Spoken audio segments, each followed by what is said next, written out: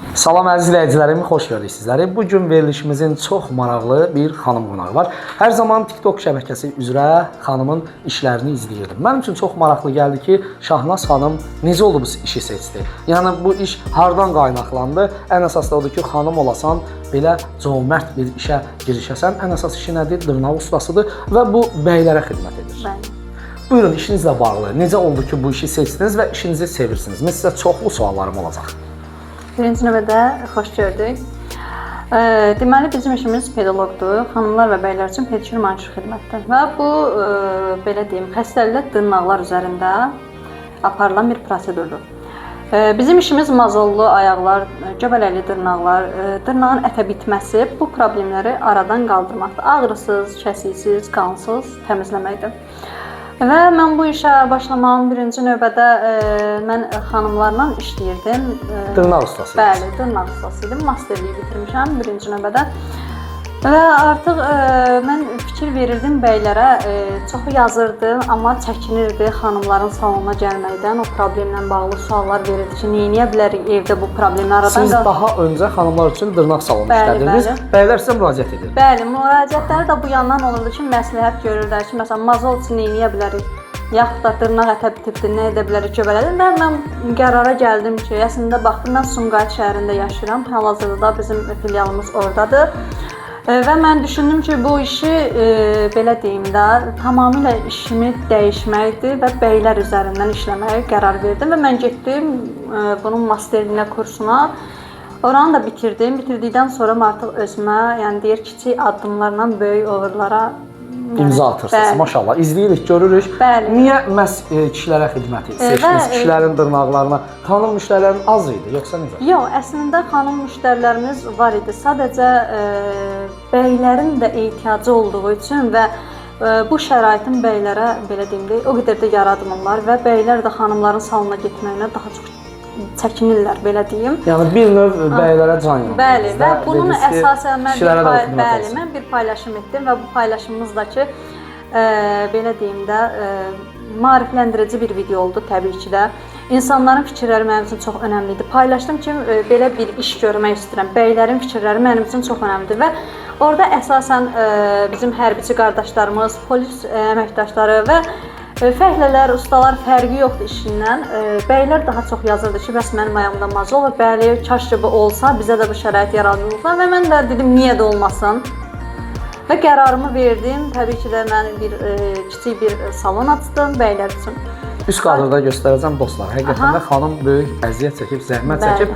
Bugün də yaşadığı Sumqayıt şəhərində işinə görə sevilir, seçilir və Adən Zəya Hamul xanıma hörmət edir. Mən də ona görə düşündüm, verilişimizə dəvət etdim ki, sizin üçün də, bizim üçün də maraqlı olar. Deməli dostlar, düşünürəm ki, bu regionlarda, məhz bizim rayonumuzda olsa belə, yəni faydalana bilərmi bəylər bundan? Yəni maraqlı olarmı? Bəlkə siz şəhər yerindəsiz, şəhər yerində fərqli olur, rayon cəmaatı ilə şəhər cəmaatı fərqli düşüncədə olur. Əslində bu mövzuya yaxşı ki toxundunuz. Bəli, bizə əslində mən bu işə başlayanda birinci növbədə məni olduğum ərazidə, işlədiyim ərazidə biraz necə deyim, qınayırmış kimi baxışlar çox idi ki, kişilərə xidmət edir. Bəli, artıq o qınanılan insanlar, yəni məni qınayan insanlar artıq mənə doğru gəlir. Yəni müştəri qismində görürəm, qapı döyülür, olduğum ərazidə yaşayan vətəndaşlar mənə yaxınlaşır və bu mənim üçün bir xoş təəssüratdır. Və təbii ki, mənə rayondan belə gəlirlər. Məsəl üçün, Biləsuvardan gəliblər, çox yerlərdən, Bakının özündən belə gəlirlər. Bilirsiniz necə? Digər ustalar, təbii ki, hər bir işin öz mütəxəssisi var. Peşəkarı olmalı. Əlbəttə ki, peşəkarı var və mən bu işdə artıq özümü, təbii ki, doğrultmusan, belə düşünürsən. Ayısam, yəni mükəmməl iş görürəm mən düşüncəmə görə, çünki əl işlərim göz önündədir. Və mən bu işi rayon cəmaatının da fikrini öyrənmişəm. Əslində mənə rayonlardan çox yazırlar ki, kaş ki burada olardı, uzaqlıq, yaxınlaşa bilmirik, nə edə bilərik. Mən onlayn şəkildə əlimdən gəldiyi qədər məsləhət verirəm. Və mənim də fikrim, mənim bir tərəfimdə Ağcabədiyə bağlı olduğuna görə və mənim də fikrim var əslində ki, mən ikinci filialımı Ağcabədidə açmalıdır. İnşallah. Və mən belə deyim də, əslində kütlənin, öz cəmaatımızın fikrini öyrənmək istəyirəm. Yəni xalqın, burada yaşayan insanların fikri mənim üçün önəmlidir ki, əgər ki elə bir filial açsam burada nə reaksiya verəcəklər? Təbii ki də belə deyim. Mənə elə gəlir ki, gələrlər. Bəlkə də birinci növbədə bəlkə də qınayacaqlar, amma belə bir fikir də deyim ki, hər işin, yəni bir sahənin, yəni bir mütəxəssis olur təbii ki. Tibb bacısı var, necə ki tibb bacısı bəylərə xidmət göstərir. Xanım həkimlər, doktorlarımız yenə bəylərə xidmət göstərir. Yəni bu da belə deyim də tibbin bir nöqtəsidir. Xırda bir tibb sayılır. Bəli, bu da ona görə də mənə elə gəlir qınamazlar və bu çox adama ehtiyacdır. Əsasən bugünkü gündə bizim hərbiçilərimiz var. Mən sizə sual verəcəkdim indi ki, ən çox hansı peşə sahibləri sizin qapınızı döyür? Ən çox, bugünkü gündə ən çox mənə müraciət edənlər hərbiçilərimizdir, polis əməkdaşlarımızdır. Hər biri buradan salamlayırıq. Bəli, onlar bizim yəni başımızın tacıdır həqiqətən də. Hörmətimizi saxlayırlar, biz də onlara hörmət edirik. Və əsasən mazol hərbiçilərimizdə daha çoxdur. 90% hərbiçilərimiz mazolla Batinkiyə görə. Bəli.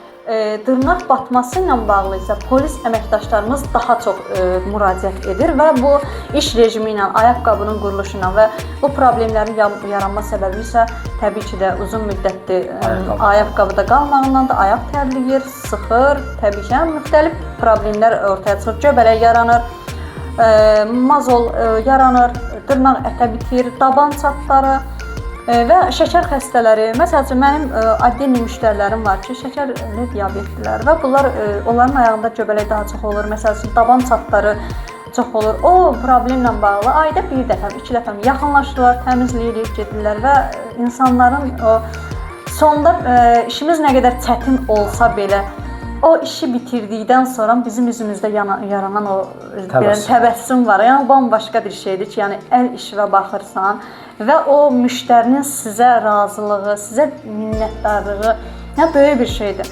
Mənə elə gəlir ki, burada da bu işi görsək, kütlə bizi sevəcək və belə bir şey deyim. Bu günlərim mənim yanıma gələn müştərilərimin demək olar ki, bir hissəsi cərrah. Mən cərrahlara buradan təbii ki, yəni artıq heç nə demirəm. Sadəcə müdaxilə edir cərrahlar. Müştərilərimizdə bizə gələn pasiyentlərsə o cərrah müdaxiləsindən sonra ayağına fikir vermir. Ona yəni ciddi diqqət lazım. Arxayın olur ki, cərrah düzəldib, bizə belə olmaz, amma zərərlər görür. Bəli, zərərlər görür. Ayaq başlayır iltihablaşmağa, irinləməyə, infeksiya götürür. Olubmu elə bir xəstəniz? Təbii ki də çox olubdur. Onunla bağlı dəfələrcə gəliblər cərrahın yanından çıxdıqdan sonra, bir həftə 10 gün sonra gəliblər. Artıq baxırsan ki, barmaqda, yəni dırnaqda çürümə gedir.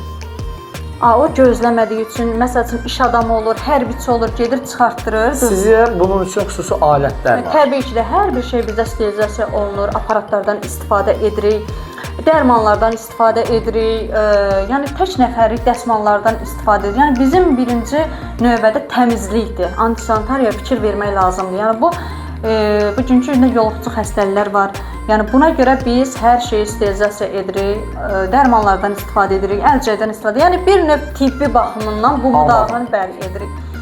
Və mən düşünürəm ki, bu işi belə deyim, burada da yaratsaq, filialımızın biri də burada açılsa, kənd cəmaatı üçün, yəni dediyim kimi, vurğuladığım kimi, iş adamları üçün, bəli, hərbiçilərimiz, polislərimiz üçün, yəni bu ümumi olaraq həm xanımlara, həm bəylərə xidmət olacaq. Yəni bunu salon kimi, saç, makyaj, vizajist, yəni bu işlərlə qatışmayan bir şey olacaq. Yəni addenli olacaq ki, bu gün rahatçılıqla bəylər də sadəcə bu bəzək deyil, rahatçılıq. Təbii ki də. Rahat həyat tərzi. Bəli, bəli.